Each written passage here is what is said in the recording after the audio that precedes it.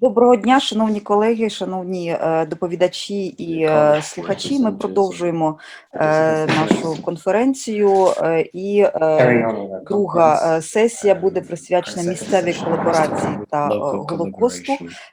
Тема, яка дещо продовжує те, про що говорилося вже сьогодні ранком. Дискутантом цієї сесії буде знаний історик Карл Берков, провідний науковий співробітник в Нідерландському інституті студії з історії війни, Голокосту та геноциду Королівської академії наук, в Україні відомий своїми роботами, і, зокрема, книжкою, яка була надрукована у Духовій літері, про роботу, отже, про життя українців під час окупації. Перша наша доповідачка Тетяна Бородіна буде говорити про українську поліцію та Голокост у Кременчуці 41-43 рік. І Тетяна Бородіна є аспіранткою докторської школи Національного університету Києво-Могилянська академія і науковою співробітницею Центру досліджень історії та культури східноєвропейського єврейства НАУКМА. Тетяно, будь ласка, вам слово, 15 хвилин. Дуже дякую at the Kyiv-Mohyla Academy. Thank you for your introduction. Hello again, everyone. As Benjamin said, I'm a PhD student in history at the Kyiv-Mohyla Academy, and my research and my dissertation research has to do with the behaviors of the locals of Kremenchuk during the Holocaust. Today, I will speak about what I speak today obviously correlates with my dissertation and my research of collaboration at the micro level with the Nazi occupation administration. I think it's a quite promising avenue of research because it lets us look at the genocidal process as a complicated phenomenon that was partially implemented by the local population. Now, this can be most systematically seen through the service in the Ukrainian Auxiliary Police, a structure that made this efficient implementation of the Holocaust possible. At the same time, we could turn to the study to something that Martin Dean said, and repeated by Diana Dimitrov, that the desire to work with the Nazi authorities did not automatically translate to the desire to kill Jews. Sometimes those who served had no idea that they might be facing such assignments.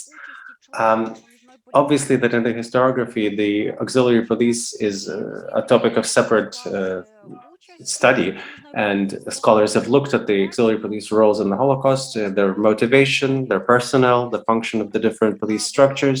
At the same time, the different involvements of the police the different kinds of involvement have only been looked at haphazardly. So I think a broader analysis might provide us with a clearer view of the involvement of the police in the Holocaust. So my research question in the context of this presentation could be formulated as: what was the kinds of involvement in the genocidal process by the police in Kremenchuk? Were they merely technical assignments of patrolling and guarding? Now, my sources are mainly criminal cases from the archive of the USBU in the Poltava region, most of which are first making their appearance in scholarship. Also, cases also from the SBU, the Security Service of Ukraine. Witness testimonies from the Kremenchuk National Museum, materials from the Yad Vashem, interviews with witnesses, occupational periodicals, and then obviously published sources as well. The activities of the auxiliary police in Kremenchuk did not take place in a vacuum. Obviously, it was against the backdrop of the development of the Holocaust in a particular locality. So perhaps it would make sense to look at the dynamics of this process in Kremenchuk. According to the census of 1939, Kremenchuk had just under 20,000 Jews, which was the highest number of Jewish population in the towns of the Poltava region. Wehrmacht entered Kremenchuk on September 8th, 1941. At the time, as Dieter Pohl, Christopher Browning, and others mentioned, this period from late August to early September 1941 was marked by a switch to the systemic annihilation of Soviet Jews. So, in any case, by the time the 17th Army of the Wehrmacht entered Kremenchuk in September 1941, the plan for the murder of the Jews was already agreed. After the occupation of the city, according to the data that was introduced by Itzhak Aratev, the city had about 7,000 Jews left. In September, the Wehrmacht 17th Army turned to the Sonderkommando 4B to destroy Jews because of sabotage. A cable was destroyed, which of course was only a formal excuse. This was done in September 13th to 26th. 125 Jews were shot in Kremenchuk. These were the first victims of the Holocaust in the city, I mean. We know that on September 26th, there was a census or the registration of the population, and on the 27th, the Jews were ordered to move to the barracks in Novoivanivka. Novoivanivka is a small district of the city of Kremenchuk on the left bank of Dnipro, and because Kremenchuk is divided by Dnipro and has a right bank and a left bank part, Novoivanivka is in the southwestern part of the town, and during the Holocaust, this location was the main place of shootings of the Jewish population. The shootings in Novoivanivka were organized by the Oberführer of Russia South. It was performed, the executions took place in late October. According to Alexander Krugulov, actually Alexander Krugulov has it as November 1st, so late October, early November. And as the result of this most mass execution, about 3,000 Jews of Kremenchuk were killed.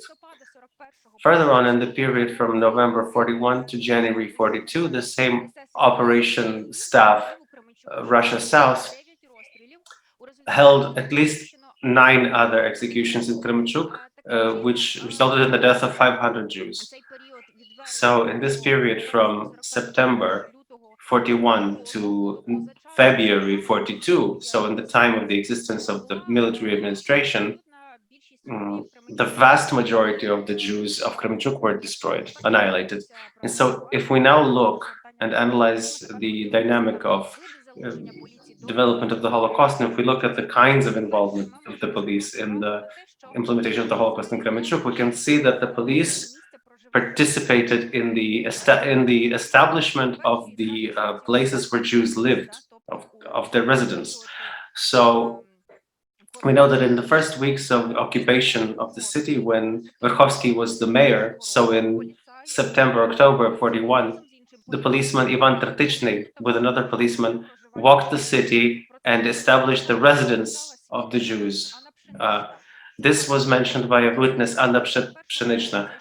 She says, Tertichny showed up with another cop, a policeman, and asked, where are the Jews? I told them that I didn't know, and they left. They went to a different courtyard asking where the Jews lived. This was actually confirmed by Tertichny himself. The next kind, so this instance, this case of establishing the Jewish residences in the city was had a lot to do with, obviously, on the personality of the policeman or other person working in a particular position, because in Krukov itself, where the Holocaust unfolded differently, because it is part of Kremenchuk, because there was no communication between them during the occupation, because the bridge had been destroyed. So they were on either side of the river, so it was actually occupied a month earlier. And so this, for instance, in that part, the residency of the Jews was established by the secretary of the city administration. So I'm not saying that this was obligatory, but that's what happened in the left bank of Kremenchuk. The next part, kind of involvement, I think, is the fact that the police participated in the coercion and control of the Jews in the work and the labor of cleaning the city. Sometimes the police would escort the Jews to the place of labor. Even before the mass shooting, there was the duty to control the work of the Jews on cleaning the city. Secretary Ivan Fomin of Krukovo, in his testimony, he said that the police made the Jewish population do the dirtiest physical labor, burying dead animals, dead cattle, cleaning impurities. Korotchenko himself also describes the role of the police. The population sometimes didn't want to perform this kind of work, so he had to send the police to these apartments. One of these policemen charged with observing the work of the Jews was a local named Fedor Adamchuk. His colleague, another policeman, mentions that Adamchuk had 10 to 15 Jews in his charge working on cleaning the city. Adamchuk was quite cruel to them. Another witness in this case, Alexei Klepach, mentions that Adamchuk was the senior in charge of the registration of the Jews of Krukovo. Not only that, he was in charge of the daily labor of the Jews before they were shot. So the information that Adamchuk was in charge of the Jews, was responsible for the Jews, is confirmed by another case from the archive. As we can see, the right bank part of Kremenchuk, the Krukovo, the Jews from the start of the occupation until their execution actually lived in their apartments, and the local police controlled their daily work. In the left bank part of the city, where the majority of the Jews lived, they were ordered to move to the barracks outside the city, from where they would be taken to clean the streets or perform other labor. The control of this process was also given over to the local police.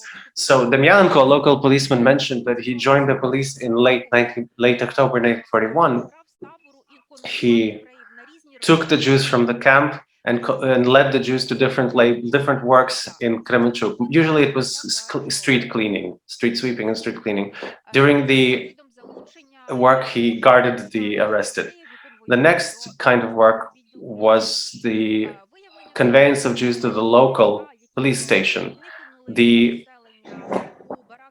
finding the Jews who avoided being resettled to the barracks of Novoivanka in September had its algorithm. So, as an example of Kremenchuk, we can see, if we look at Kremenchuk, we can see that policeman Babyn mentioned that at first they were given instructions from the police director. They had to inspect the documents of all the residents of Kremenchuk. The police were broken up into groups of 3, with the senior in each group, and each group were in charge of a particular street or district of the city where they were supposed to check the documents of every resident and discover Jews and arrest them. Finally, Fedor Demyanenko says how he, with another policeman, was performing these duties, arresting Jews. These actions took place for several days, maybe even several weeks, so this wasn't a one-day event. And he mentioned that on such and such a day he arrested this Jew, and on some other day he arrested another Jew or the Jewish family, but all this was within a particular street. Later, Demyanenko also mentioned that he arrested those he managed to find and took them to the police. Later, these people were executed, shot. It's notable that the sources that I worked with have instances where only the police would come to arrest the Jews. At the same time, there are also instances where the Jews would work with, the Germans would work with them, which of course added pressure and minimized examples of other strategies of behavior, both on behalf of the police and the Jews. The police did not only discover and bring the Jews to the police station, but also led the group of Jews to where they were being detained. So the barracks outside Klimchuk. So thus, a local of who was a neighbor of the Jewish family of Donetskis, said that sometime in October or November 1941, he met Lunetska, the woman, her daughter, and two more citizens, all led by police, to Novoivanivka, where all the Jews were being gathered. The quote ends here, but from the case documents later filed, it's obvious that Lunetska never came back home and that she was executed. The next kind of involvement that we can see in my sources was the guarding of the places where the Jews were temporarily detained. For instance, in the right bank part of the city, the Jews were gathered together in the Grand Carrière. The cellar, this kind of cellar-like furnaces. The policeman Ivanchenko testified that one day Korotchenko, the head of the group of police, sent me to lead three Jews to the quarry, to the cellar, which I did, and then I guarded it for several days, after which we let all the Jews detained there, 131 people, to the location of their execution. This is confirmed by another testimony by his colleague, policeman Klepach, who mentioned that during the arrest of the Jews in Kryukovo, there were two groups among the police. One would arrest the Jews, the other would guard them in the Grand Quarry. In the left bank, as part of Kremenchuk, the situation was somewhat analogous. The police also guarded the prisoners, but probably for a long time, not just immediately before the shooting. And because the Jews were detained there for a much longer time, they guarded the camp for this whole period. The policeman Alexander Verkasivny, during an interrogation, mentioned that in this time he would arrest the Jews, he would bring them to barracks outside of the city, and he would guard this camp. The next kind of involvement of the police was the conveyance of Jews to the place of execution and guarding the perimeter, guarding the territory. But this is the kind of involvement that is present in almost all places, certainly in all the places where the police functioned, because this was an obvious function of theirs. And we can trace it in all the cases, so we don't even have to particularly comment on this. The next kind of involvement was the burial of bodies. But it's interesting that in the files that I've seen, there were no instances where the police would actually participate in the shootings. There was one instance where it was mentioned that the police once shot a place where the Jews lay, after which the Germans started dressing him down very, very harshly, after which this never happened again. And wrapping up, so a few other kinds of involvement were obviously confiscation of property from Jewish residences, and also collecting valuables during the shooting and conveying those to the city administration. Obviously that the police took many of the valuables for themselves. There are there's lots of information on this in the testimony, but they still took a lot of it to the city administration. So to conclude, we see that the participation of the auxiliary police in the Holocaust was not limited only to the persecution of Jews and their guarding and conveyance to the place of their execution, although these were key roles to enable in enabling such Holocaust on such a grand scale. However, we can see that the police also performed other duties, such as putting together lists of Jews, controlling their labor, guarding the places of their temporary detention, confiscating property from their residences and during the shootings. Although many of the police actually pocketed the property, but they also gave a lot to it to the city administration. Obviously that these kinds of involvement, these kinds of behavior could vary depending on local conditions and availability of personnel.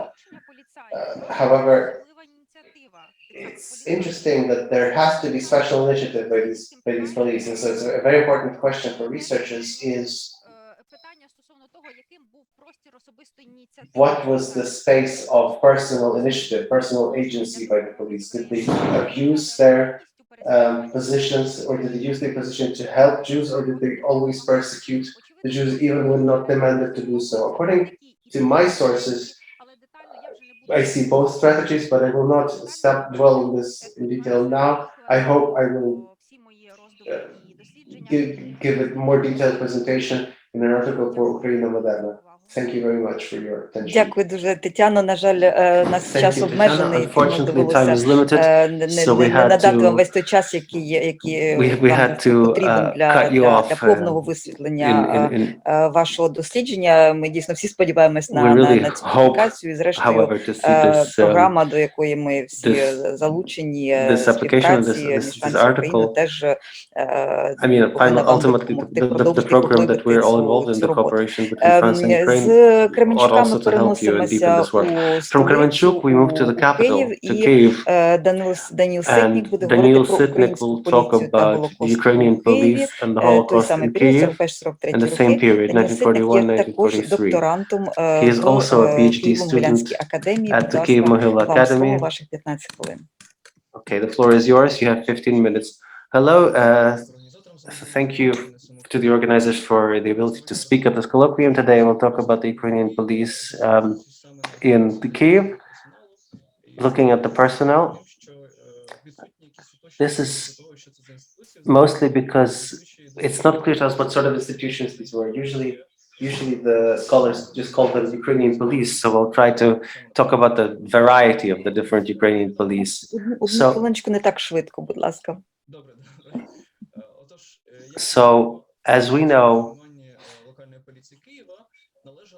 the primacy in forming the Ukrainian police belonged to the OUN, to the Organization of Ukrainian Nationalists.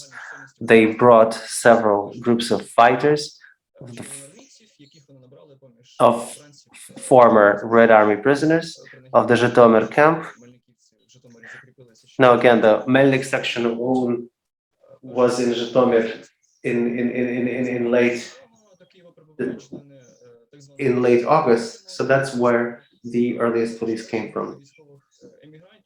Soon we also have the military emigration of the time of the Ukrainian Revolution, and so they take most of the majority of the leading posts of the police. However, after the Germans subsume the police and take control of the police, the situation changed, which I will talk about later. So the collaboration of the Ukrainian police has been studied, and you can read all about it in articles by Karol Natmanovich and Radchenko. Just a brief comment that yes, a garrison of prisoners, policemen, and their own commanders, yes, they really were present at the places of mass shootings. However, their functions were mainly auxiliary, so guarding or sorting clothes. There are no documentary proof of their participation in the shootings, immediate participation in the shootings. I haven't managed to find them. So after the first shots in Babyn Yar sounded on the 29th of September, the life of all the Jews were essentially forfeit. They're beyond the law, outside the law.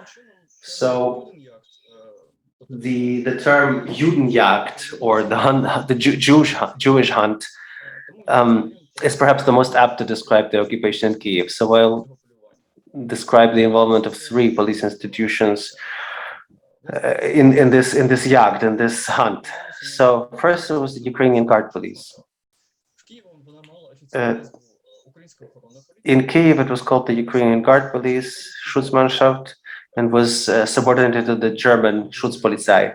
This was given the most attention in historiography. Now, looking ahead, I would like to say that there is the thesis that Nazi repression against Ukrainian nationalists led to almost complete removal of the Melnik section of OUN from leading posts. But actually, this is not true. This is not borne out in the sources. It seems that over 70% of all of the leading administrative posts belong to either the Melnik section of the OUN or military emigration of the time of the Ukrainian Revolution. Even the commandants of the Cape, of the camps, Anatoly Kabay, all of them were members of the OUN. Of course, this has nothing to do with most of the workers of the Guard Police, Schutzmannschaft. Their numbers varied from several hundred to almost 2,000 people. But starting in October 41, the city was divided between 11 district polices, and these the rights and duties of the police at the time were not yet clearly delineated. So according to servicemen of the police, they worked as conscience told us, as our conscience told us, as the Ukrainian ought to have worked without the Jews. So most of these bodies were islands of unsanctioned, of unregulated violence. There have been beatings of all of the detainees of all nationalities.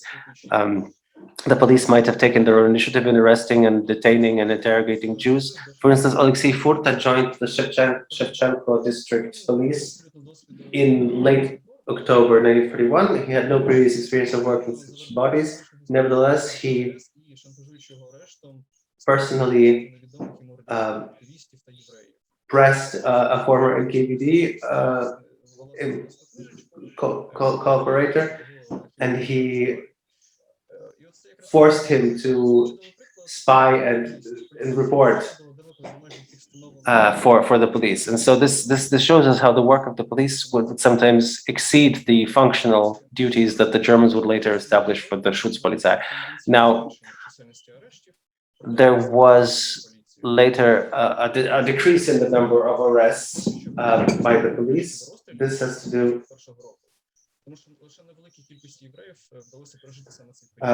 this had to do primarily due to the dwindling of the Jewish population, obviously, because only a few Jews had survived by now.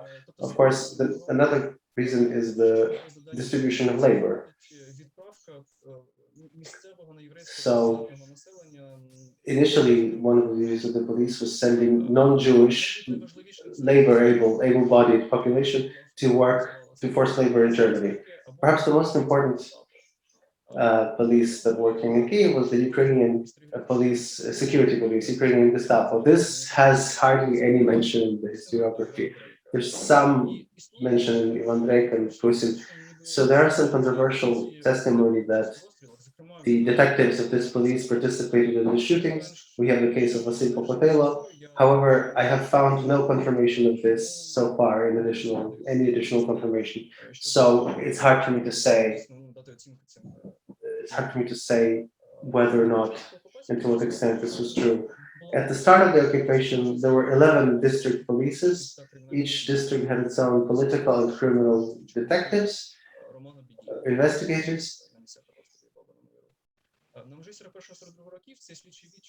And in 1941-42, this department, this branch was integrated into the German service, security service. It was called the Ukrainian Criminal Police, and at this point, the political cases were taken from them, so they were only dealing with criminal cases. However, they were left with the right to arrest the communists and the Jews, which they did. After the arrest of Roman Bieda, there were massive changes in the security police. And from 1942, people with legal education were taken in, because, as we know, this analogy to kind of to their German bosses, because very often bosses of the German police had legal education. This was later renamed the Ukrainian Police of Security, Ukrainian Security Police, and the so-called that had a so-called political branch that worked on cases of Jews. So we have this security police in 1943 came back. This police came back to its original state, controlled by the nationalists, and so the police would operate in the same way. After a report about the location of a Jew or a direct order from the police chef, the investigators would move out to the location where they would hold a stakeout in the street or in the apartment, after which they would arrest the suspect, send him to the headquarters of the police, the Ukrainian Security Police. They would be interrogated using physical force, and only after that would he be sent to the German security service in Colloquium 33. I would like to say that within the Ukrainian police, security police, there was an agents department that would send agents in undercover in civilian clothes, and also actually investigated within the police itself. The specificity of this was that many of the agents actually had belonged to them, had been active Soviet citizens. The Germans quickly understood that the work for the communist regime was more a career move than a testimony of loyalty to the communist ideal. So at some point, a group of these former Soviet activists were called to an interrogation and then were co-opted into service.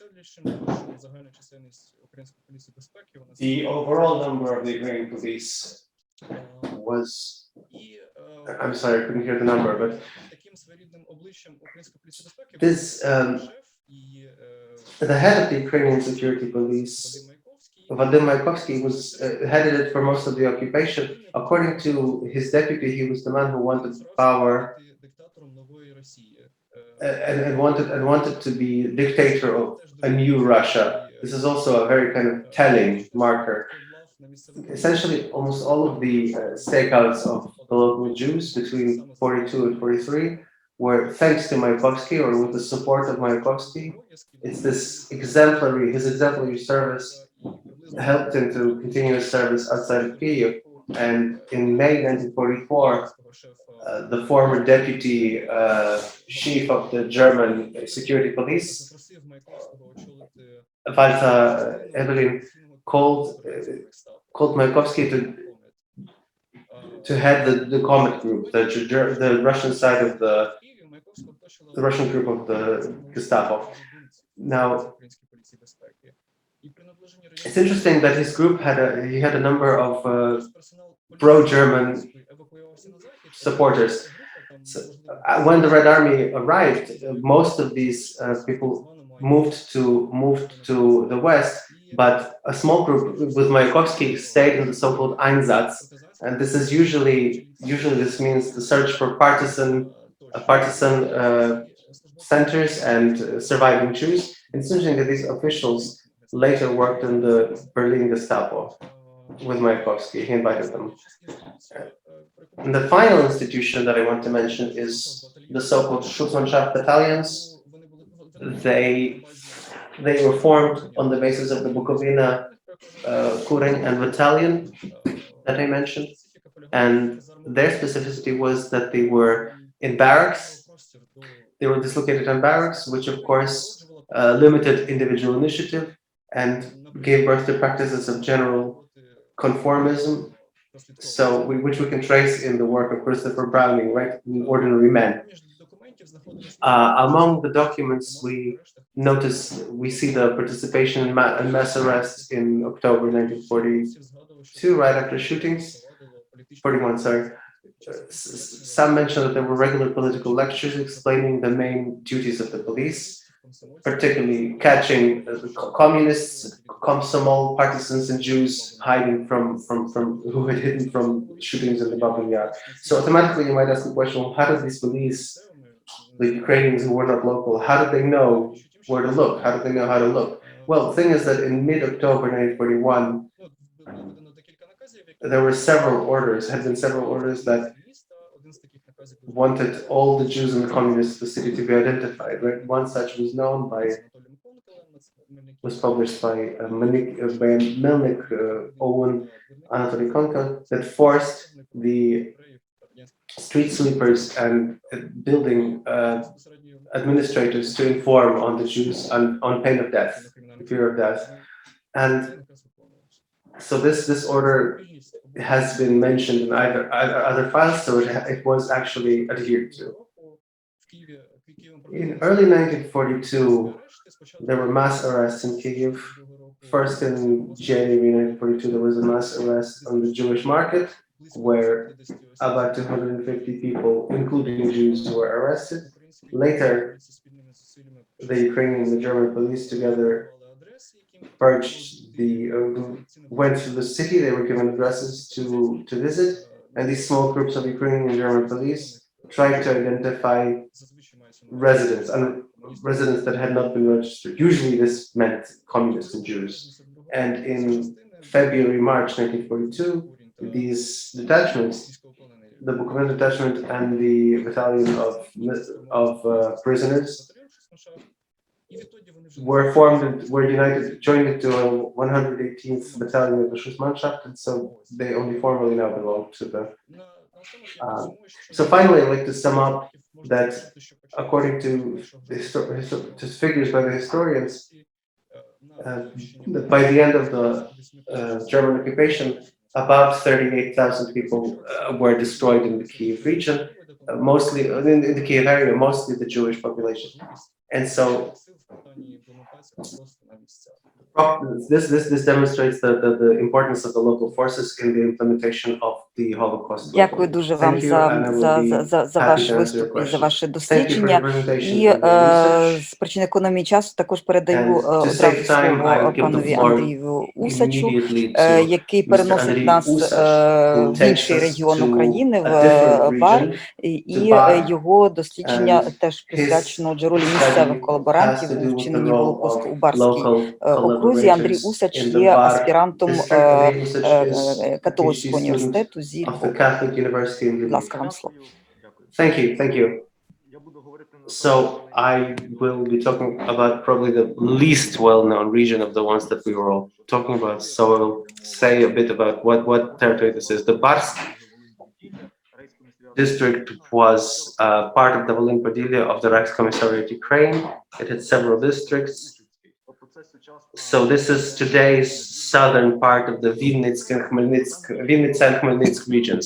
According to the census that was happening in the Reichskommissariat as of January 1943, this had 100,085 people. Obviously, this doesn't talk about the victims and the losses of deportation and the Holocaust.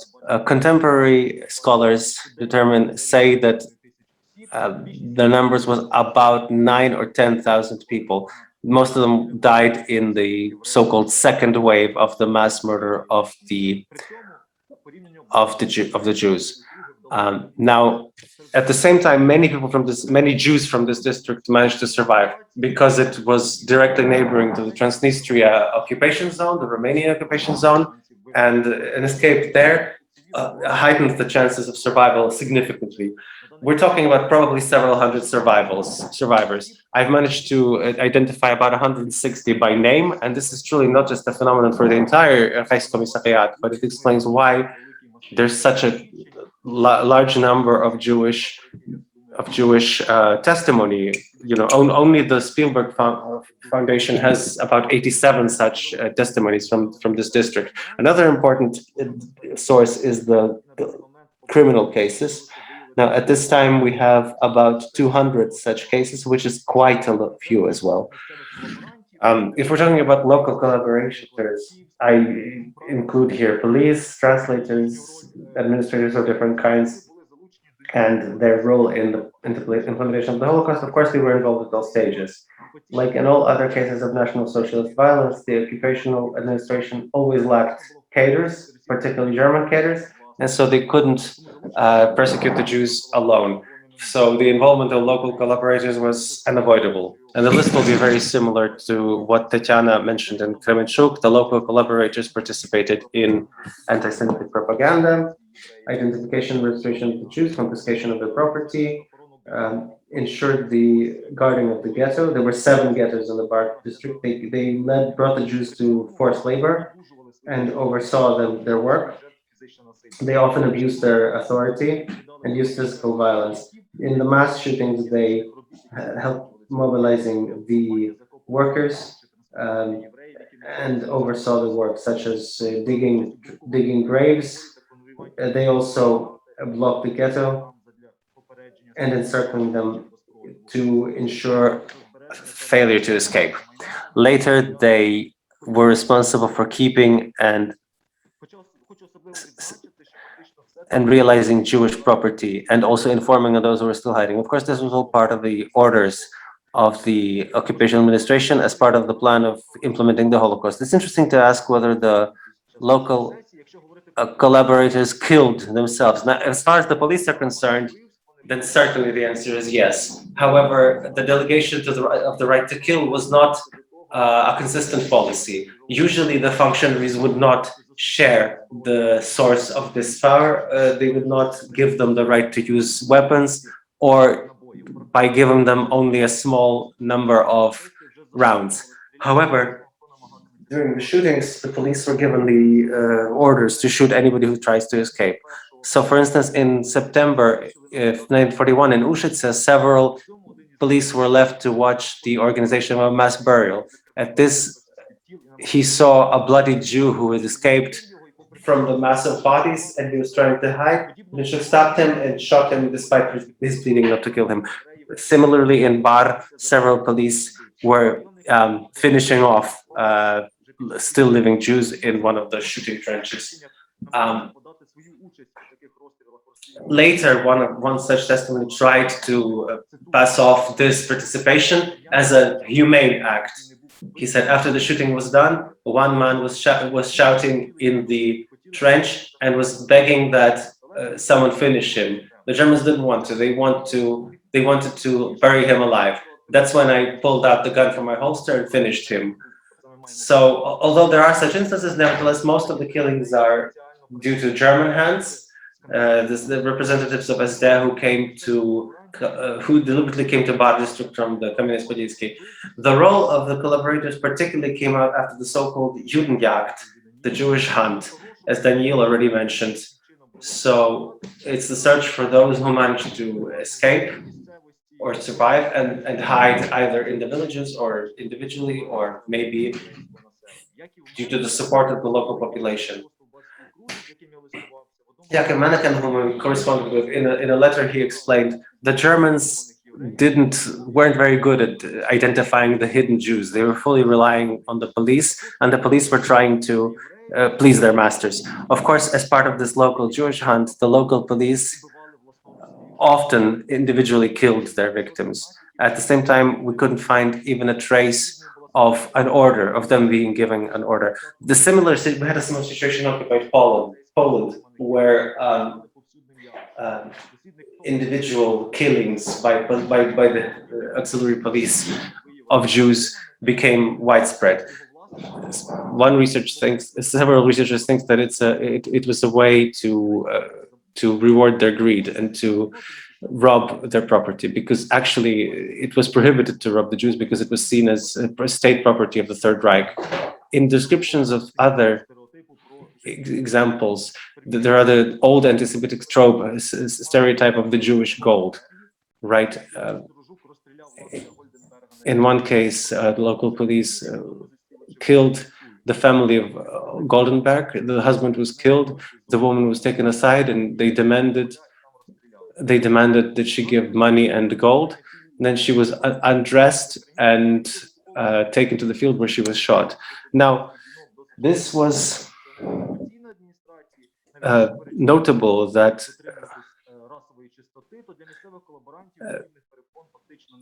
because whereas the Germans had at least a formal interdiction for racial purity in terms of sexual violence, there was no such interdiction for the local population.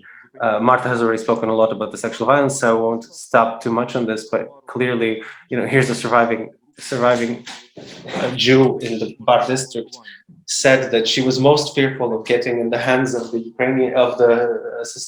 auxiliary police because she was fearful of being raped. I quote, if a woman looked well and was well dressed, they would abuse her and then they would drop her into the river or they would kill her. I would say that this was the most radical form of participation of the local police in the Bar district. Of course, they were only a small screw in the Nazi machine. But as Hannah Arendt said, in criminal organizations, even small screws perpetrate big crimes. In the execution of various tasks involving anti-Jewish violence, this police also had the opportunity to follow their own goals and their own ends. They were working for themselves, so to speak,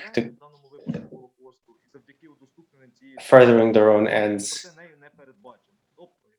So, whereas the local police were leading the Jews to mass murders entirely within the plan of the Holocaust, then appropriating their property or sexual violence was work for themselves, so to speak.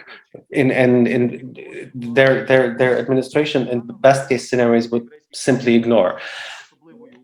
This demands particular attention because it lets us understand the character of the local collaboration. We can agree with Kate Brown that in occupation reality in Ukraine, the local non-Jewish population had practically no, their choice for personal choice, their personal choice was limited to the eye of a needle. However, these opportunities did exist more than for other local citizens. They could implement their own strategies in conditions of the Holocaust, which we can see in the actions of sexual violence and robbing Jewish property that we see. So local collaborators did have the opportunity to implement individual strategies. This we can also see in the fact of helping the Jews. Among the 31-person who were given the righteous Gentiles in Bar, there was an actual collaborator, a translator actually saved 2 Jews. And of course, this was an exception. In other cases, most cases, the motives of the assistance from the local collaborators were much more pragmatic. In any case, they counteracted the National Socialist plan of the Holocaust, but they were completely in line with work on themselves, particularly this sexual violence and material gain. Obviously, the local collaborators might have helped Jewish women whom they also sexually exploited.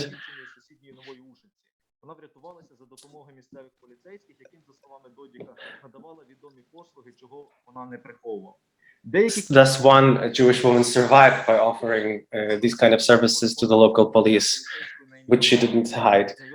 Hanna Szkolnik from Bar mentioned a policeman named Maxim who took her coat and then took her to the German-Romanian border, which saved her life and allowed her to give this testimony. However, even payment was not necessarily a guarantee that any help would be provided.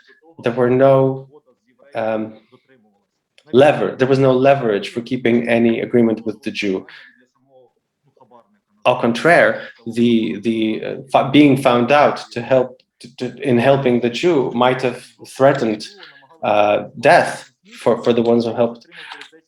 There was a Jew, Polina Szkolnik, was trying to escape from Bar to Transnistria, but they were detained by the police. In asking him to let them go, he asked her for gold. She offered him things that she had with herself. She had boots, 6,000 rubles, and a head cover. he took everything, but he didn't let them go. He gave them to another police. Shkolnik later says, I tried to ask this other police I didn't know. I begged him. I begged on my knees, and he let me go. And later, me and my child crossed the river and got to the Romanian side, and thus saving my life and the life of my child. I think I will finish with this fragment, but I think it's quite notable because we see what Martin Dean calls the uncanny intimacy, the bizarre intimacy, because unlike the German perpetrators, the Jewish victims knew these people very well. Sometimes these were their colleagues, their friends, sometimes even their family members. But as we know, the most cases of being in most cases of people helping Jews, people were more inclined to help those with whom they had social connections prior to the war. But we see here the policeman Zhelichovsky robs this Jewish woman he knows with this child on her hands, and he surrenders her to the other unknown policeman who was supposed. And this unknown policeman, whose name she couldn't even remember, he actually helped her. So I think this is one of the most interesting, the most important tasks that we can set ourselves in studying the Holocaust. Well, why did some people help and others didn't in the same conditions? To police, like here's we have two policemen, one who gives a Jewish woman to be executed and the other one who saves her. I have no answer for this question. Thank you for your attention. Thank you to all of the speakers for this very broad geography that looks at both the center and east and central west, these very nuanced presentations and very clear analysis and намагання зрозуміти як механізми, так і різні стратегії поведінки. Я передаю слово панові Карелу Беркову. Приношу вибачення за швидкість наших доповідачів, швидкість розмови. Сподіваюся, що це вам не стало на заваді за тим, щоб слідкувати за їх виступом. На жаль, у нас просто дуже обмежений час, а матеріалу дуже багато. Пане Берков, вам слово. І приношу вибачення також, я неправильно назвала вашу книжку. Це видавництво «Критика», а не «Духи літера». Більшість видань, присвячених Голокосту, належать саме духовій літері, але ваша книжка ж вийшла у «Критиці» у 2011 році. Прошу. I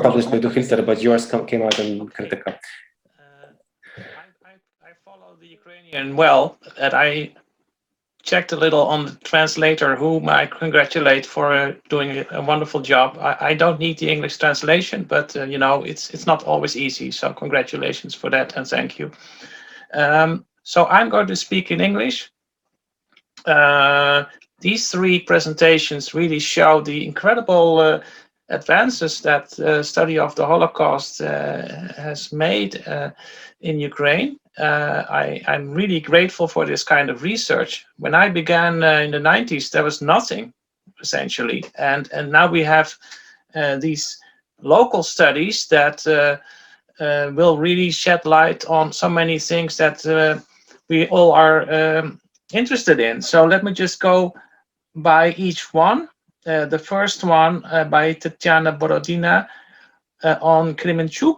Kremenchuk is a place that I am interested in myself because there is this case of the mayor who is said to have baptized Jews and then was arrested for that. So my first comment is actually, I hope you will clarify that case as much as possible, because I was still a little bit unsure what is really going on there.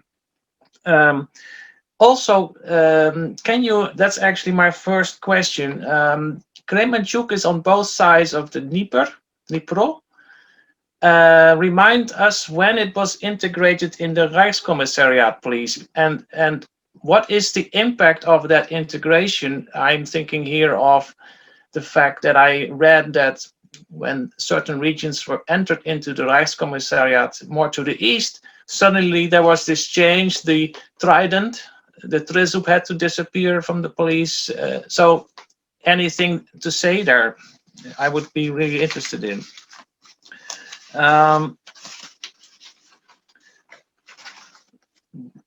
I hope you will be using some German sources. There is the investigation of the Jeckeln staff Stabjekken, including a questioning of the main perpetrator, Herbert Degenhardt. I happen to have it, so if you don't have access, I'm happy to share it with you. And that is an interesting source, of course. You do want to say something about what this man who confidently survived had to say. Although I'm guessing that Kruglov and Umansky have also detailed that a little bit in their book.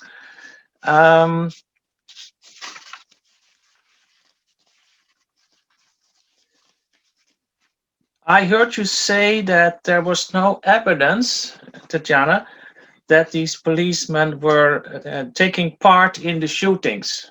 Účast u rozstřílech. I'd like you to be perhaps a little bit more precise here, because in my understanding, if you are guarding the place, you're actually a participant. I don't think it's a wise choice to limit the notion of participation to the actual pulling of the trigger. It's a little bit, I think you probably meant it in this way. I just wanted to clarify that just a tiny bit more care in that manner, in that aspect is desirable. So, and I realized that you were not able to tell us about what you think about the Prostir, the agency that these policemen had. So I'm inviting you to say something in your comments. Thank you.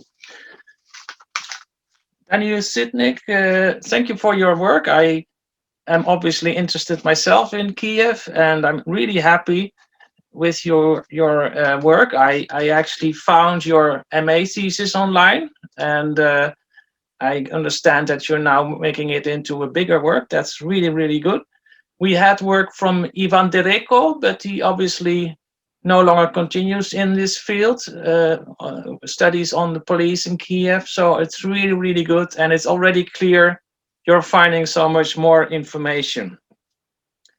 Now, I totally agree with you that, and it's actually striking, isn't it, that the Germans really wanted to kill themselves all the time.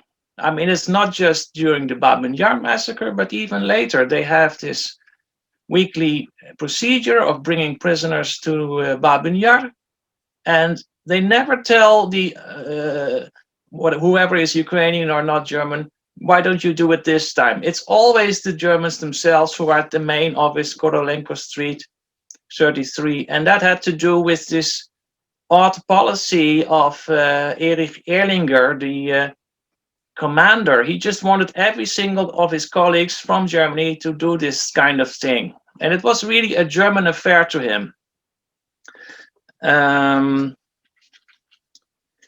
Your concept of the Ukrainska Policja Bezpeki, I must say that in German sources, questionings of German veterans, I never come across this notion of a Ukrainian security police. They only talk about Ukrainische Kriminalpolizei, Ukrainian criminal police. So are you actually sure that there was an official agency with that name? I'm a little skeptical, but maybe I'm wrong. Another mystery that I have, and I hope you can maybe help us out, another striking thing is Petro Wojnowski, the leader of the Ukrainian battalion, of course. He stayed in Kiev, but he doesn't appear in the sources. And so he's not in any leading position, apparently. I just don't know what's going on. Why not? He seemed to have been a capable leader, but his memoirs nor any other source indicates what exactly he did, let's say from mid-October in Kiev. It's just not clear to me. So maybe you can tell us a bit more. And finally, are you dealing with Schutz Battalion 114 as well? If I'm not mistaken, Shutmanship 114 was also in Kiev, but it's never really mentioned or hardly ever. And it seems that they went over to the Soviet partisans. So I think there might be a really interesting story there as well. These men who were obviously, seems to me, doing similar things as the other policemen. If true, they went over to the Soviet side and offered information or whatever. So I'm just wondering, are you looking at this battalion as well? Andriy Usach has had a lot of experience in looking at this region, and it's clear you are extremely well informed. That's really, really good. From your story, I get the sense that the involvement in the killing was very much widespread and indeed involves a lot of killing in the sense of finishing off people, whether or not it was a humane thing or not. And when people try to flee, so maybe I encourage the other presenters to be a little bit more on the lookout for that phenomenon, which they may not have talked about in their Soviet questionings. But it might still be there. It's just not in your sources at the moment. And again, you do say, Andriy, still the Germans think it's their thing, this killing. And I think it's good that we mention that. It's fits more or less the comment that Dieter Pohl made yesterday, that it is a central policy. Microhistory is, in my opinion, extremely welcome, but let's not forget, it's indeed these foreign occupiers who are the drivers.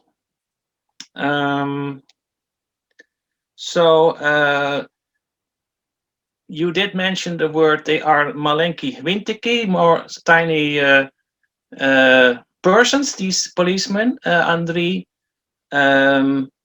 Is that really the case?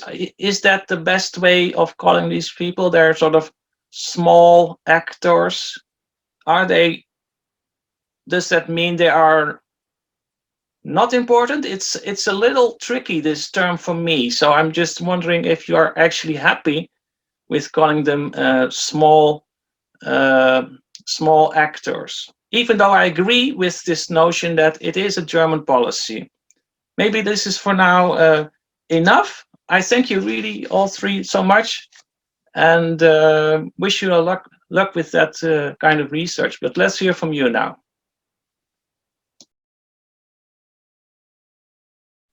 Дуже дякую, професоре Берков, за виважену фахову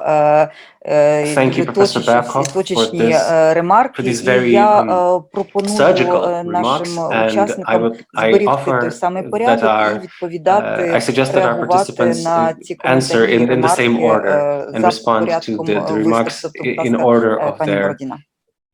Of their presentations. Ms. Borodina, thank you, Professor Bakov, for your feedback and your very detailed commentary.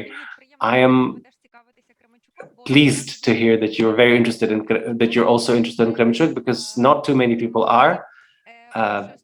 So, as far as your questions, I will start. The case of Verkhovsky, the first mayor, I haven't solved this to the end, but what I have so far is that Verkhovsky was mayor for only 2 months. Later he was fired from that job, and then he was shot, executed.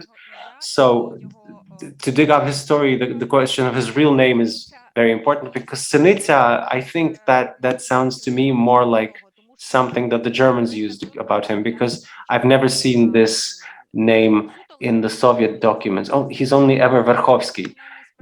One criminal case, one criminal file of the next mayor of Kremenchuk, who was Denis Dmitrenko, he mentions that I was afraid to take this job because the previous mayor, whose name I don't recall, but his first name was Mykola Mikhailovich, he was executed. clearly he was talking about, apparently he was talking about Verkhovsky, but in another source, I saw the information that his name is Mikhailo. So between these versions of what his real name actually was, this requires a more detailed study. But also, in one source, I saw that he was actually Jewish, and so maybe we should take into account the fact that once the Wehrmacht showed up, they didn't particularly look into the biographies of the people it was proposing for these jobs. And so Verkhovsky was this kind of nationalist-minded, and so, at least from what I found, and so he was accepted for this job. He was posted for this job, but later it turned out that he saved Jews. But really, the question of motivation of why Verkhovsky did what he did, there might be one possible answer is that he's a Jew, and so he was saving Jews in solidarity. Another clue could be that he did it because of bribes, that he was bribed, and that's why he saved them. So these versions have to be tested and checked against other sources. But I intend to do that in my next article, whom I will dedicate to the mayors, strictly to the mayors, and then I will hopefully have a clearer sense. As for when Kremenchuk was incorporated into the Reichskommissariat, this was in September 1942. So essentially, Kremenchuk was occupied for several years, and for half of them it was under military administration from September 41 to September 42, and then from September 42 to September 43, it was under Reichskommissariat of Ukraine. As far as German sources, obviously that's a very important type of source. Just I haven't gotten around to them because I'm still in these archives of criminal files. As for the agency of the police, you asked, yes, obviously they had the agency both in helping the Jews and in surrendering them where they could have chosen not to. Usually the instances of helping, when the police helped, I've only seen an interesting case. I've seen an interesting case when a Jewish woman ended up, I can't remember the name now, but her family went to Novoivanivka voluntarily. There was a very interesting case when she and her son decided to return a few days later, and she did it. She wasn't stopped by any policeman. She returned to her city, and only a month later did she go see what her parents, how their parents were doing. And when she came there, a policeman seized her, and she said, "Well, my parents are here." And it was clear that it was the Jews here, so she must be Jewish too. She was immediately seized, captured by a policeman, and taken to a place of execution. But notably, interestingly enough, the policeman also let her go eventually. She survived, and she left her testimony. We have the case that I mentioned about Fedor Adamchuk, who was overseeing this work of the Jews in Krukov. So this is interesting information, but so far it's not confirmed. But there's information in a criminal file, about how Fedor Adamchuk, because he was responsible for this job, he warned the Jews that the next day, at least part of the Jews, he warned that tomorrow they will be gathered to the quarry. This is stated by Petro Korotchenko, the head of police. This requires further study. As for how the police worked where they might not have done, there's also the case where they would gather Jews to Krukiv, to the quarry, and one of the policemen, head of the police, says that we have all the Jews, but this family we will keep because they're good barbers, so we will not kill them. We'll keep them for now. These were 4 people, and after that, the auxiliary, the deputy head of police actually took them as well. Although, even though the commandant said that they should be kept alive, nevertheless, he took them there. He said, oh, all the communists and Jews must be killed. Finally, and this is a final example to not take too much more time, is there was an interesting example when an elderly person, a local, who had served in the Tsarist army, he was pulled to serve in the police by force. He was coerced. He said that the Germans came to him and said, "You will serve us because you were not loyal to the Soviet authorities." And he was a deputy. He wasn't just a rank and file police. He was, I think, deputy. But the point is that after he quit because he was old, he was made to head an orphanage. And when he started finding out that there were Jewish children in this orphanage, he surrendered them. He took them to the city administration and said, "These are Jews." I even found in the memoirs by partisans how they hate this person, how they say that he surrendered children. How could he?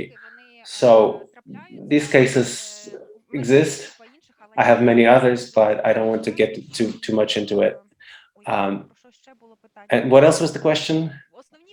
I think I've answered the main points. Thank you for your response. Якщо згадаєте, можна буде повернутися. Right. Well, if you recall, we can come back to this. Now, Mr. Sitnik. Yeah, thank you for your comments and your questions. First of all, as for Wojnowski, I say I have very little information about him. But I think that his fate interacts with the fate of the life of the first head of police, Orlik or Konkel. So, starting from December, yeah, he's simply not visible in the documents. But in one of the criminal criminal files in the archive of the SBU, we can see that one of the people who lived with him said that he was afraid of German repression, and so he hid for some time. I think that the story with Wojnowski must be similar. That this fear of repression forced him to stop his activities, and the case of the Kiev police shows us that the Germans arrested the most visible nationalists, because most of those Melnik nationalists stayed in power if they kept their nationalist credentials to themselves. So I think for Wojnowski, which is the question that he was afraid of Wojnowski, that's why we know nothing. I mean, I don't know. There are very few documents. I don't know anything about what happened to him afterwards. As for the 114th Battalion, the Shutmanship, it's an interesting case, and I didn't mention it due to lack of time. What I know about it, more or less, is that, first of all, I don't know when it was formed. Sometime between 42 and 43, and I know that in August 43, it was renamed the Kyiv Reserve Police Battalion. And I know for sure that as for its loyalty, it was made of deserters from various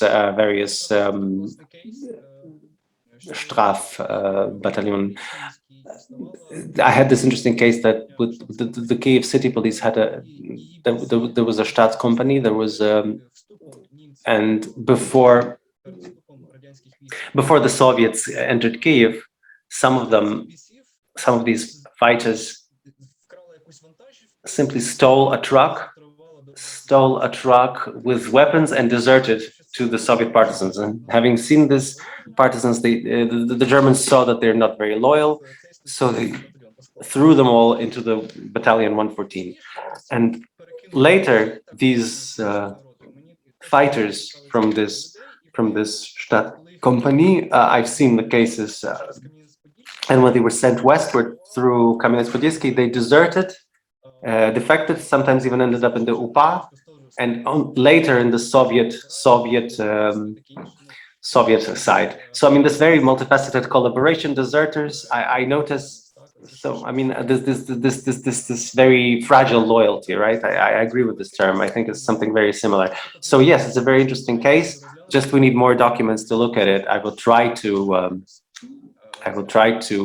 look at it in my studies when I write my dissertation. As for the Ukrainian security police and the term itself, well, first of all, the policemen, separate policemen themselves, because yes, the majority of them, both in the German documents and the historiography, we talk about Ukrainische Kriminalpolizei, but I managed to find a document, this basically run-of-the-mill document that tells of the death of some women, because the criminal police obviously looked into murders and deaths and homicide. So, but there's a stamp on it, and the stamp says Ukrainische Schutzmannschaft, so Ukrainian security police, and some of the police who had leading offices, they said that starting from 1943, the Ukrainian criminal police was renamed Ukrainian security police, which kind of makes sense because around the same time, within the criminal police, they had an additional political branch with Vasil Selovansky, the emigrant officer. I'm not going to get into him right now, but it's under control of, it's subordinated to the Gestapo, the fourth department. So this logical chain basically explains, I mean, we have no sources. I've hardly seen any documents in the Kyiv ZIPO SD. Maybe they were, I don't know, I haven't had access to them yet. So yes, that's why, yeah, this name existed. So it has the right to be mentioned, but in 1943, for the majority of the occupation, yes, it really was the Ukrainian criminal police. So I guess that's it. I think that answers the questions. Thank you for your Дякую дуже. comments. Будь ласка, слово пану Усачу. Thank you, and Mr. Usach, thank you for your remarks. Why do I stress the fact that most of the mass murders were perpetrated by the Jews, by the Germans? Because most of the people who were standing in the shooting trenches were precisely the workers of the security police and SDA. And this is supported by the local collaborants, by the German gendarmes questioned after the war in Germany. It's also the Jewish victims who managed to survive. It doesn't mean that in the periphery of this mass murder, these shooting trenches, that the local police also kill the Jews either during their escape or in finishing them off, the wounded who remained wounded in the trenches. But why are we talking about the German participation? Well, it's very clear in the Bar district. We see very clearly who initiated this. Now, the Bar district is very close to Kamenets-Podilsky and the smaller town of Minkivtsi, where already in August 1941 there were mass murders of Jews. Right, in Kamenets 23,000 people, and then a few more thousand in Minkivtsi.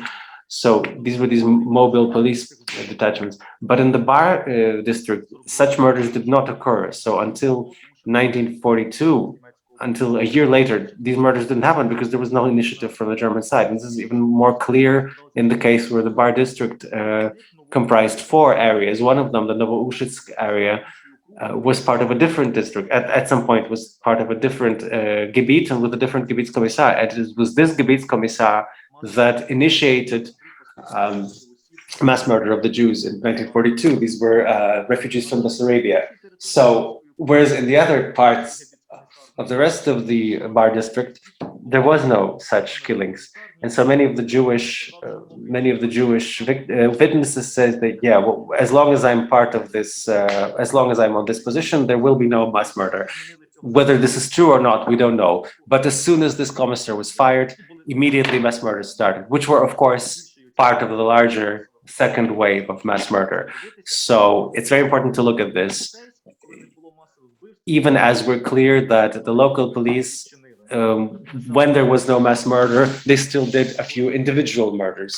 particularly during the resettlement of the Jews to the ghetto. There was a eyewitness, where one local Jew simply grabbed a policeman by the rifle barrel, and he shot her. The policeman shot her. Apparently, they knew each other. But up to the second wave of these mass murders, there were very few of these individual killings. But they started growing when the Jugendjagd started, when the Jews no longer have the legal right to live there, and so I think the local police felt more free to kill and even hide this from the Germans, because again, there was another example. The local police shot a Jewish boy whom they found, and previously they fought him and telling him to surrender his gold. Again, this trove of Jewish gold. When this was found out by the commander of the Jewish gendarmerie, he summoned them and told them that they can't do this because they will turn the local population against themselves with these murders. Obviously, this is clear in the fact. Obviously, this is because there was already the partisan movement, and the gendarme felt the weakness of the police locally, and so he essentially forbade them to do these individual murder killings, and so they were simply hiding it from that. So they could do this, but not always under control, and even not always reporting to their German superiors. Thank you.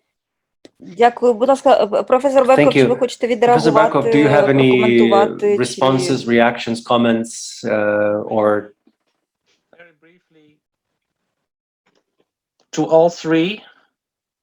Do you think we will ever understand these policemen and know more or less what they thought? Because that is the biggest mystery for me. Did they accept the notion that there is this genocide and that's just a given? Or what was their thinking about this German campaign to kill all the Jews? And I don't think we have the answer. And what is your outlook on what we will know once all the sources on your three cases have been explored? Will we actually have an answer, more or less? I'd just like to put this out to you, to each of you. Прошу, хто хоче взяти слово. Who would like to? Okay, maybe let's take it in turn. I'd like to say that this is a very difficult question. I don't think there's a clear answer. I thought about this, and really, even if we look at the education of these people, of those who were police, so really, there are very few people who had a higher education or had any education. Particularly, they would have sometimes 2 years of school, 5 years of school, and so when people would ask them, "Do you understand that you worked for the benefit of another country?" And they said, "No, I didn't understand it then." So yeah, I've seen these cases where maybe I've had these instances that maybe they really didn't understand this in some cases. And so this is a very controversial question. It's clear that some of the people who were in the police saw this as a opportunity, not only to gain something, but also as an opportunity to settle scores for some old resentments, return some material things, regain some material things. I even had an instance when one policeman who was not a local resident, because a lot of people came to Kremenchuk to work, there were many factories and such, and so there was always an influx of workers, even though they were not necessarily local residents. So when he became a policeman, he went to his village that he came from, and he wanted to settle scores with the locals for some resentment, some old resentment, and take away the house where he used to live. But when he found out that the Germans now lived there, then of course he said, "Well, I can't do anything," and he went back. But he did mention that for him this was important, to go there and to settle scores with those people.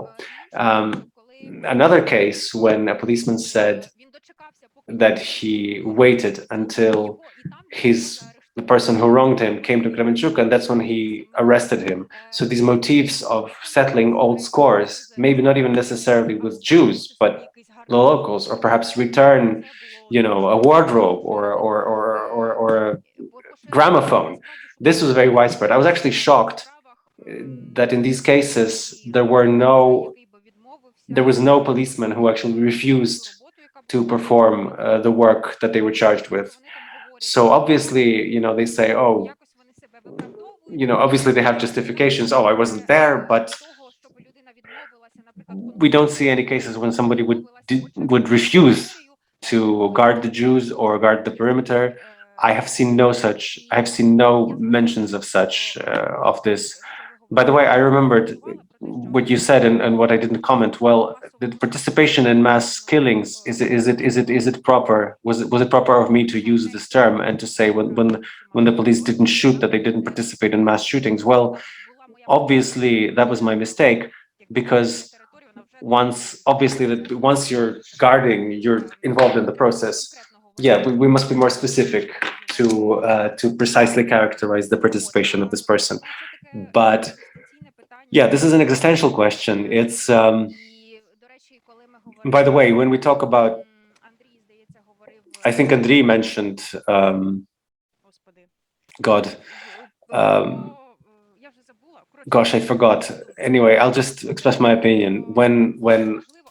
How important? Oh, okay. How the Holocaust took place here, and the locals were very enmeshed in the community. I remembered this concept of Zygmunt Bauman, where he talked about this neighboring Jew, right? Talking about society in Germany, talking about the Jew next door, right? That you have to reconcile this image of the Jew from the caricatures in the Stürmer and the Jew living next door. And so it's the same thing. When the German administration came, I often thought about, well, do they even ask themselves this question of what are they doing? Because they seemed to be very kind of direct, very dispassionate. So, of course, there were instances where these neighborly relations played a role, but very often, it's very difficult to generalize here. We have to look at separate cases very, very carefully. Будь ласка, пане Ситник, чи ви хочете відреагувати? Right, Mr. Sitnik, would you like to respond? Yeah, I can continue with, continue Tatiana's thought. I think all of these motivations by the police, by this understanding of what's going on, in my opinion, it's very much in line with the concept of Alexander Prosin on however, as far as the community of violence, right? But so once you're part of this community of violence, it almost didn't matter. It almost didn't matter who this person had been prior to this, because yeah, there were all kinds of people in the police. For instance, the Kiev police, that had from like Russian chauvinists and Russian nationalists, military emigre with revanchist moods and right radical moods, to like run-of-the-mill Soviet citizens who would sometimes act in a kind of out of general conformist motives. So really, yeah, this example shows us that, once a person ends up in this community,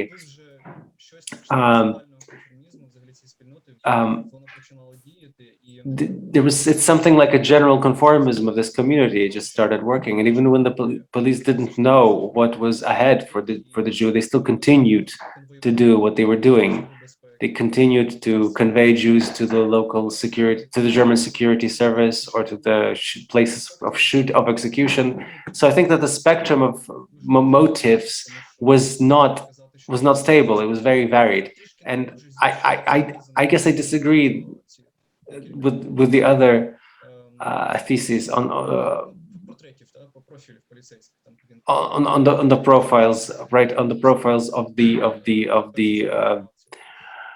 policemen, right? The participants, the bystanders, and the run-of-the-mill perpetrators. Well, for me, it's very difficult to talk about because when in this key, because when the Germans first came to Kiev, there was a certain elevation. I don't know if we should call it patriotic or nationalistic, but a lot of young people joined the police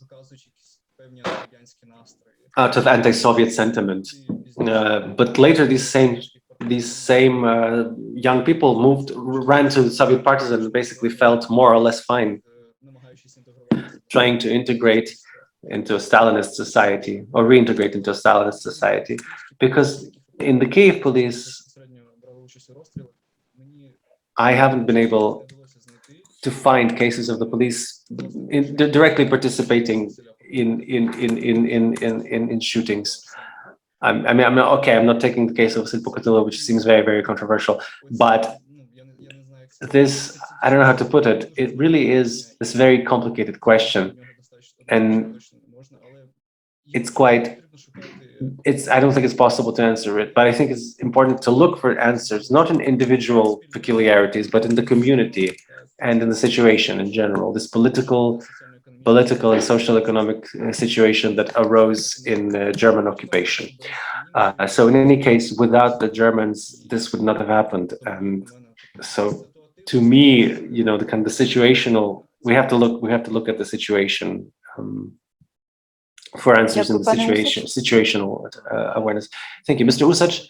Well, I would probably refer to the words of Scott Strauss, I'm not sure how it's pronounced properly, who was looking into the perpetrators of Rwanda genocide. And about a year or two ago, he described an article that we who study the perpetrators, we can theorize, but we have recognized in front of ourselves that we cannot get inside the brain of a person who is in the process of perpetrating an act of violence. Yes, we can theorize, we can come up with hypotheses, and obviously to make these hypotheses,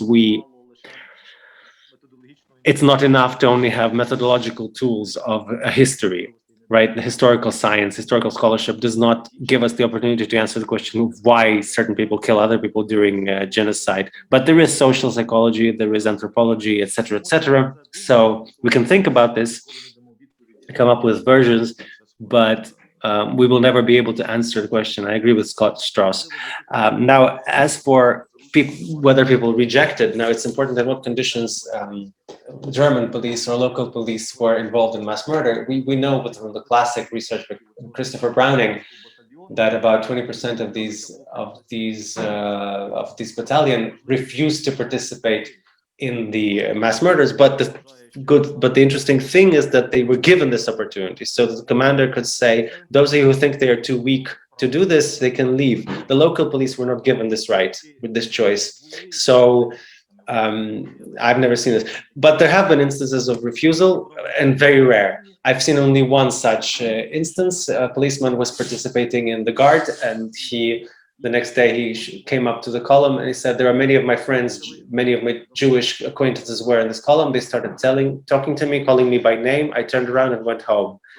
And another thing, he wasn't punished for this. It's very important. So this shows that this opportunity existed to say no, perhaps not mass, individual, perhaps it was individual, but such opportunities were very limited and very few people made use of them. And I will also add to what Danilo said, I think it's important to know who these people were before the war and what society they came up and formed these people. I see in my research that a large percentage of these people, the local policemen, were people who had first of all been through a service in the Red Army and then through German imprisonment. Snyder calls the prisoner of war camps collaborator factories, and they went through this industrial labor of the 1930s, where they formed into like a single collective, where they're working within a very strict discipline, where there was a criminal persecution for being late or not showing up for work. I think this tells us a lot about how people thought and how they saw their service in the police and their participation in mass murder. Maybe as Nutka writes in one of his articles, that war was a continuation of work, and for these people, participation in genocide was part of their work. They had to do it because it was their function. But apart from what I said, yes, they could individually sometimes avoid this and could act individually. There were many cases later, so we can't say that they were these soulless, will-less slaves of the administration. Everybody chose their choice, and for this reason we now call them perpetrators, savers, etc., etc., etc., because even as a policeman you could save a life. So I think we can talk about general trends, but each individual person, we have to look at each individual person. If we have the sources to do so, we Дякую must look at them всім individually. учасникам цієї Thank you. панелі, Yes, професору thank you to all of the Беркову за дуже participants of this фахову, panel, виважену і and Professor прихильну Bakov for this very, критику і very зауваження. considered Нашим criticism доповідачам поглибити, to our завершити, presenters and to довести до deepen логічного кінця їхні дослідження. research. Дякую всім, I хто would like to нас thank everybody who's слухав, been і listening to us, ми and перериваємо we are breaking отже, з невеличким запізненням цю панель, slightly late. і We're breaking під this наглядом panel, головуючого передаю, отже, and I now give наша the наступна третя сесія буде our third о session will be at 2:30. 2:30. Я не знаю, чи пан I don't know if Mr. пан Долганов хоче щось сказати, чи пан Долганов хоче відреагувати, чи Would ми Mr. просто Dolhanov like to прощаємося respond, or всіма are we до just 2:30. saying see you at 2:30? No, I just wanted to say that we will have a pretty laconic third session. It's 1 hour, so I suggest we start on time. We have with us Professor Dita Pol now, and the presenters, Mikhailo Antonenko and Daria Cherkaska. So I would like to invite everybody to be punctual and start on time at 2:30. Thank you to all of you for your presentation and the wonderful moderation and comments. Thank you.